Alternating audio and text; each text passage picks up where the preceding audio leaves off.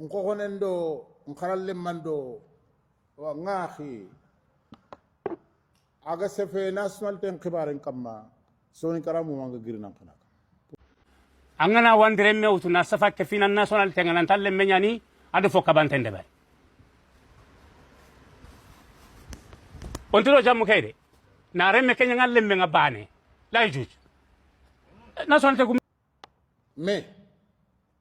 gare ngaramu yado sere suma me kutaki golle ke be gare ban gare nyama tongu khasusu ko kon katatini daire tongu nyani ankel len charan ten kenaron to gare nyama ma gare khad masalih ni kudo manafi'u ni kubo bugno duna dun nafani ku be ni garak kin teme funka parce que gatini yon kilungu bati exactement kiana ngana ni kiten karnana duna dun nafan koros kunya mulla wachana man ni korosi duna nafa kebe agafe alla dali wa nahkum bainahum bima anzala Allah wa la tattabi' ahwa'ahum iga kebe mullanna ko magabati sedan jura ko nyama sedan jura ko gare ngaram te ma haram te sedan jura ko haram te ma haram te kay sedan jura ko tu ga khilfu bet babu xamne garen condamné te fe tubab ni sauf sel gana nyangana bo igana fotu manga ngana nakari igana garen ci ginda ngina condamné kana ta garante yan kati kada gar khanaro ko songo kadam ke muku mais sedan jura ngana luwan ci kaba tubab ni luwan de kaba au Sénégal de kaba Mali de kaba khayto to ngana fumbe la falsification التزوير c'est la falsification la falsification toi na fonya foya ga fitkenga na fon khirfo ga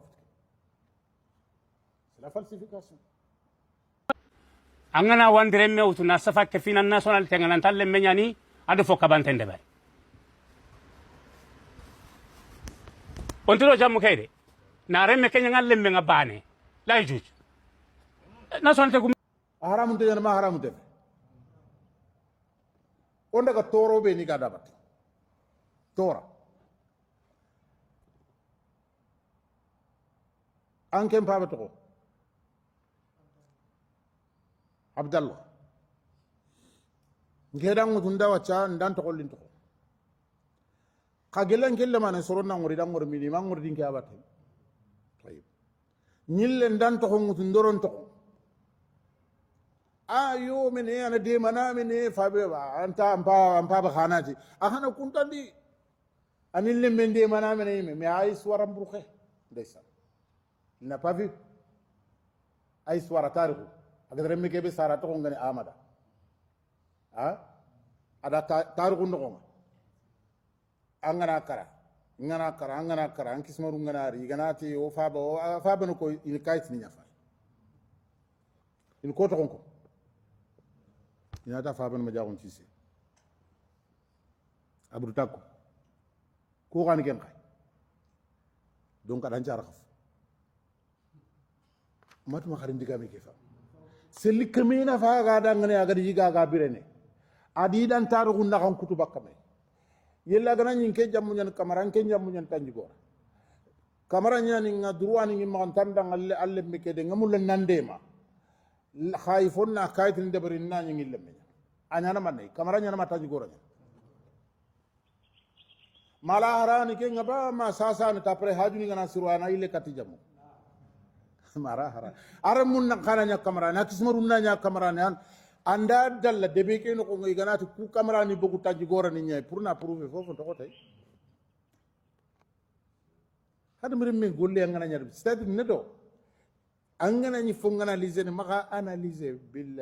fil mustawa al fardi il faut analyser fil mustawa al mujtama'i au niveau sociétal il faut analyser société mu man niveau makana woni me ade mana o hinne ne meya ona ndugo na de gata ko khada angatu ba ke ko seren tunte ke simana nan tingadi lemme suro wande faabe to anda faamu kelle me ken kutiba kincu akuti akismarun kuti mala nto kon taxi liste no matuma khayndi ga me ke khay faamu sim ke gana girno degata na ino ndalle mige ndorin to angana wandire mewtu na safa ke fina national tenganan talle menyani adu fo kabantende bay ontiro jamu kayde na remme kenya ngalle me ngabane lay juj national te gum angana mugo angana ndiko len kindi ko kumbene anna dalile murduna ke no gonga serbe kan katta sabatindi angira remme an ko konelle me na nyangalle me wa iyyakum wal kadhib فإن الكذب يهدي إلى الفجور فإن الفجور يهدي إلى النار أمي غارانت خورنتا متين ناندي منابا داكور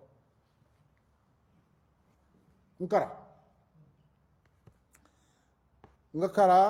lemine nya murtinta nya sarbono franco ma kayno sorongo no soronga di iri bitoko ni ngame après di ke nya gadalemo khari trending kente toko kongo khaw haga place kebe fini kubeni ga fini rinto kubeni sugi makini ganana katoya sorongo no annan limme anna an kayt an toko la kay a kayt ninga anna de ni francia na de nyanga ma woni wala na nyanga ko renda ko min tado kencude nado fotana parce que khabru birenu khadmu gi ngatanda luwanda shahadatu suru ngarama nginterdie serianda haramu luwanda interdi condamnation nyanda bat ke ngana girno nga kebe ko ngada nga kelen to lemmi kere abono ngara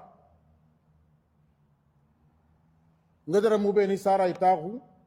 ay to fabare ke buteli ya to do ke montoro do ke woni takanti ati garono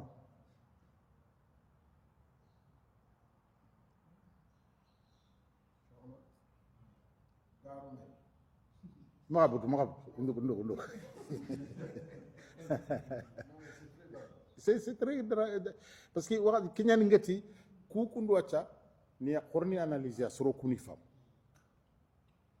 parce que ga bakati killu kubeni intérêt killu kudo nafan killu kudo digal limu kubeni gi kongo nafanti to ko hadigam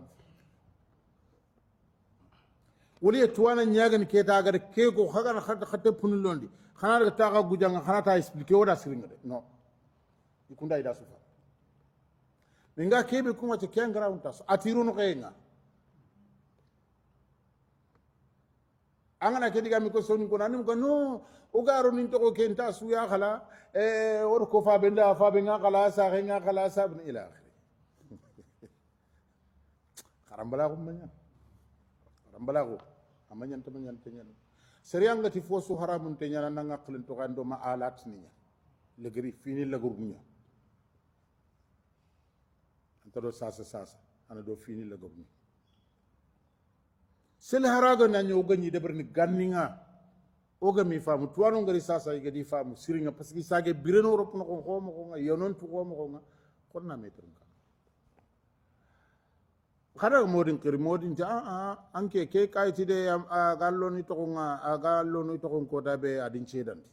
are me fatanga bancha sera non kite de ben ko ngi tare me fe amansa ade gi plante londi matu ma khay ndiga mi ki famu sir ade gi plante londi ati fay fa ba ke ndakande ni bari ina irina fina ina to khade stop fina kaga khay takande ke be mi fina khar ke skini fo tribunal nyana ni soy wala kaga nan tel tribunal ni na khatir ndina mané kayit ni nyan sere sugo na re menya ina tike kayit ro ke kayit annal adi kayit ni nyan tri khakunda ina to mumkin ko isas ina to mumkin na ina to mumkin na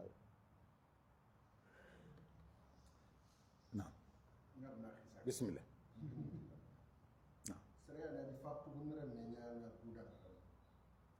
ni fabatu gun